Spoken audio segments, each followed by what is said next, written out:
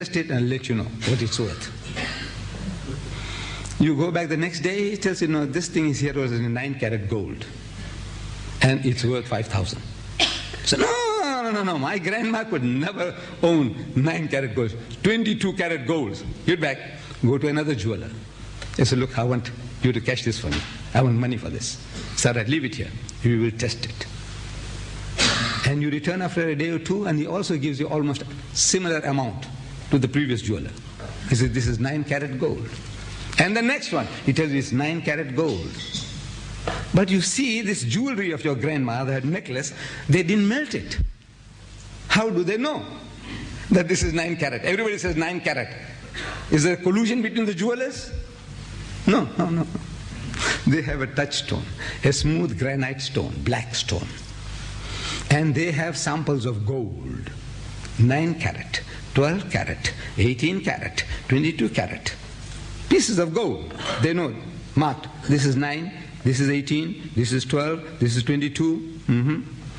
So you bring your grandma's jewelry, and the guy makes like a pencil mark on that granite stone. And he sees the shade of gold. Doesn't look like 22. Looks more like 9.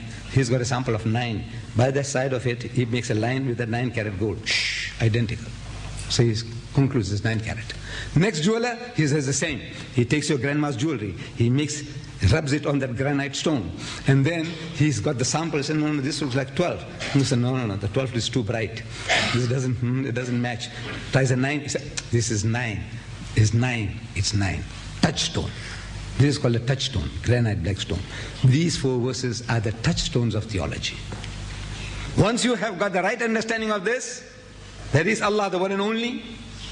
Allahu Samad, He is eternal, absolute. Lam yalid wa lam yulad, He does not beget and is not begotten. Wa lam yakun lahu kufuwan ahad, and there's nothing like unto Him that can be imagined. And that knowledge is given to us in this book of God, the Holy Quran.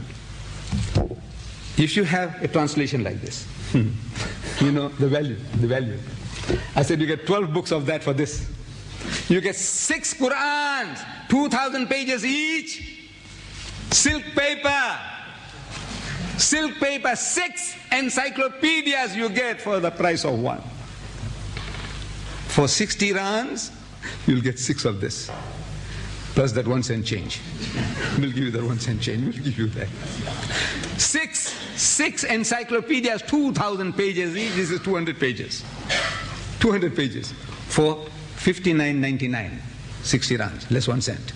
You get 6 Quran. You get 12 of those other books. But somehow the Muslim is hesitant to own. But if you have this book, this one by Abdullah Yusuf Ali, there are 335 different references about Allah alone, God, under the subject God. 335, I counted them this morning. In the index, you go to the index, 335 references about Allah. Allah is mentioned in a concordance. If you have a concordance, 2,698 times the word Allah occurs in the Quran. But we haven't got the time for all that. 335 times about Allah, things about Allah. This is what it says. For example, He is your protector. Allah is your protector. He is the creator of all. He is most bountiful. He is most merciful. He is most kind. He is forgiving. And on. He is the orphan shelter. He is the wondrous guide. He satisfies your needs. He is God. He is present everywhere. To Him is the goal. To Him is the return of all. His unity. He is one, not one in a trinity, nor one of two, no begotten son, nor consort, nor daughters. He has no partners. He is wise. He is the best disposer of affairs. He is most high grade. He is irresistible. He is the doer of all He intends. He is self-sufficient. He is the wisest of judges. He is never unjust. Free of all wants, is worthy of all praise. 335 different references about God Almighty in this index. You owe it to yourself, Muslims and non-Muslims, to own this book. 10 rands. 10 rands. 10 rands each. 2,000 pages, silk paper, and everything about God and about life. You know about marriage? You get it in the M. You know about divorce and the D. You know about heaven and hell and the H. You know about Jesus and the J. What do you want to know? Everything on your fingertips. And 6 of these for one of this. You take your choice. وآخر الدعوانا أن الحمد لله رب العالمين. Ladies and gentlemen, we have come to the end of the talk on Sheikh Ahmed Deedat. We're open to questions now. The mics in front will be used for questioning. Those that want to ask questions pertaining to the subject will be entertained. So you can queue up in front here and you can ask any questions on the subject. Any other questions won't be entertained. I must ask you to cooperate, please. Mr. Deedat, in other religions beside Islam, the concept of man becoming God through the process of so-called higher knowledge is derogatory to the majesty of God. God was the creator and man was the created. Why has then man made himself supreme above God?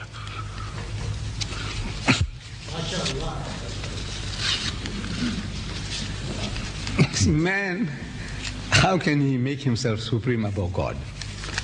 No doubt he is arrogating to himself the position that he says God does not exist, that he is an atheist, and his mind and whatever he thinks or imagines is his theory of creation, that there is no God. Now, this is a new sickness. This sickness for thousands of years never existed. You see, when Allah Ta'ala gives us in the Quran, the surah, قُلْ يَا أَيُّهَا الْكَافِرُونَ, say, O you who disbelieve. Those people were not atheists. They were not atheists. There were no atheists in Arabia. There were no atheists in India for 5,000 years. There were no atheists in China for thousands of years. In the most primitive nations on earth, there were no atheists. Atheist means people who say there is no God. Everyone, they believe in some kind of God, that there is some power, something, somebody made this and somebody made that, wherever, in Central Africa, or whether in China, or in India, or Arabia. But it is the concept that whenever Nabi Karim Sallallahu Alaihi Wasallam put forth the concept of Allah, His Wahdaniyat, that people said, no, we believe in 360 gods. He said, no, not those 360, shaped like eagles, like lions, like human beings, not this, not that, not that. All this was negated. So the thing is now, today in modern times, man has come forth with the idea that as if he created everything, because he's able to explain, he's trying to give for the theory, the Big Bang theory, this theory, that theory. So from that he assumes that actually as if he made it, because he's trying to explain how things happen as if he did it. Now, in this book of mine that has been given to you, you will find there how to talk that type of sick people. You know, the people who say that there is no God, how to reason with him from the Quranic verses that are given to you. So, this is my answer to that. Mr. Deedat, our host is not here today. Yes. I would like to ask one question. Are you prepared to answer it? No, not for him. I have no right to answer for Swami Agnivesh. Yeah, but... then, I mean, if he was here, you had a right to ask him. Yeah. The arrangement was that one question for him, one for me. One for him, one for me. Right. This is how it would have been arranged if he was here. But now, you have to reserve your question. Oh, by the way, I'm offering to our Hindu brothers here, because some people phoned me, and Mr. Maharaj phones me, and he says, you know, this meeting of yours, I said, yeah, this is a symposium going to take place. He said, but this Agnivesh, he says, nobody knows him in India. No, this is a human, he says, nobody knows him. I said, there are 800 million Hindus in India. Did you go and test them out? Did you take a poll? 800 million Hindus, and you found out that nobody knows him. Surely his father and mother and his relations, man, somebody must be knowing the guy.